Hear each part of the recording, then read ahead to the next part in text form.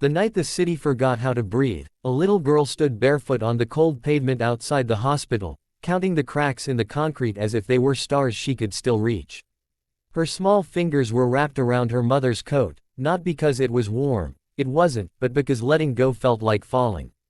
People hurried past them, coats buttoned, eyes down, phones glowing. And then a black car stopped at the curb, and a man stepped out who could have kept walking.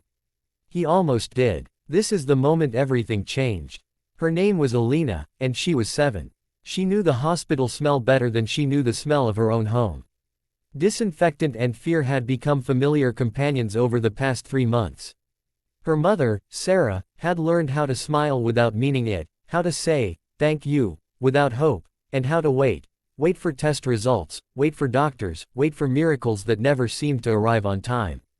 They had been told to wait again that evening, but waiting inside cost money they didn't have. The chairs were for patients with appointments. The cafeteria closed early. So they waited outside, where the city didn't ask questions. Sarah held a folded envelope in her pocket. Inside was a bill she didn't open anymore. The numbers were sharp enough to cut. She had been a schoolteacher once. Single mother by choice, people said with admiration that didn't pay rent. When Alina got sick, admiration turned into pity, and pity into silence. Sarah had sold her car, then her jewelry, then her wedding ring she had kept for sentimental reasons even after the divorce. Tonight, she had nothing left to sell except time, and time was the one thing her daughter didn't have. The black car belonged to Daniel Reeve, CEO of one of the largest medical technology companies in the country. His face appeared on screens, on magazines, in airports. He was used to applause, to distance, to walking fast with people walking behind him. He had just come from a board meeting upstairs where numbers mattered more than names. A deal had closed. A bonus had been approved. Someone clapped him on the back and said, "You did it again." Daniel smiled the practiced smile of a man who had learned how to win without feeling much of anything. He stepped onto the sidewalk and felt the night air hit his face. His driver opened the door.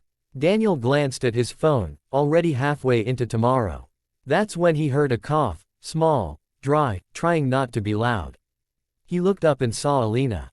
She wasn't begging. She wasn't crying. She was just watching him with the quiet curiosity of a child who hasn't yet learned that some people don't see you. Sarah noticed his glance and immediately pulled Alina closer, shame rising like heat. She didn't want to be seen. She didn't want to be judged. She whispered, "Don't stare, sweetheart." Alina shook her head. "He looks sad, Mom." Daniel froze. No one had said that to him in years. He looked down at himself, tailored coat, polished shoes, watch that cost more than most people's cars. Sad wasn't the word he expected. He cleared his throat and took a step toward the car. The driver waited. Time stretched, thin as glass. "Sir," the driver said softly. Daniel took another step, then stopped. He turned back. He didn't know why. Maybe it was the child's bare feet. Maybe it was the way the mother tried to disappear. Or maybe it was something heavier, something that had been waiting inside him for an excuse. He walked over and, instead of offering money or advice or sympathy, he did something no one expected. He sat down on the low concrete wall beside them. Sarah stiffened. Alina's eyes widened. People like him didn't sit. They hovered, they handed out business cards, they left. Daniel sat, hands on his knees, and for a moment said nothing. "It's cold," he finally said. Sarah nodded, unsure what to do. "Yes. What are you waiting for?" he asked. She hesitated. The truth felt like a burden she didn't want to hand a stranger. But strangers had stopped feeling dangerous a long time ago. Indifference was worse. "We're waiting for a doctor to call us back in," she said. "My daughter needs treatment. We were told to come tonight, but it's complicated." Daniel looked at Alina. "What's your favorite color?" he asked. "Yellow," she said instantly. "Because it looks like hope." Sarah swallowed hard. Daniel smiled, not the practiced one. A real one, surprised and a little broken around the edges. Minutes passed. Then more. Daniel didn't check his phone. He didn't stand. He listened as Sarah spoke, at first cautiously, then with the relief of someone who hasn't been heard in too long. She told him about the diagnosis, about the insurance that didn't cover experimental treatments, about the nights Alina cried quietly so her mother wouldn't feel worse. She didn't ask him for anything. She didn't know who he was. She just told the truth. When she finished, she realized she was crying. Embarrassed, she wiped her face. "I'm sorry," she said. "I don't know why I'm telling you all this." Daniel looked at the hospital doors. His company's logo was etched into the glass. He felt something shift, like a wall cracking. "You're telling me because I asked," he said.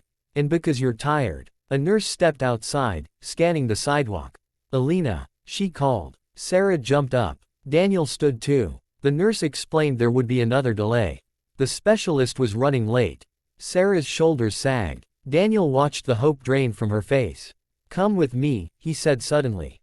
Sarah panicked. I can't." "Just inside," Daniel said gently. "Please." Inside, doors opened that never would have for Sarah alone. People recognized Daniel. Whispers followed. He didn't care. He spoke quietly to administrators, to doctors. He didn't demand. He listened. He asked the right questions. And he stayed. Hours later, Alina was resting in a real bed. Sarah sat beside her, exhausted, grateful, confused. Daniel stood in the doorway, unsure if he belonged there anymore. Before leaving, he handed Sarah a card. "Not because I'm a CEO," he said. "Because I'm a father who forgot what waiting feels like."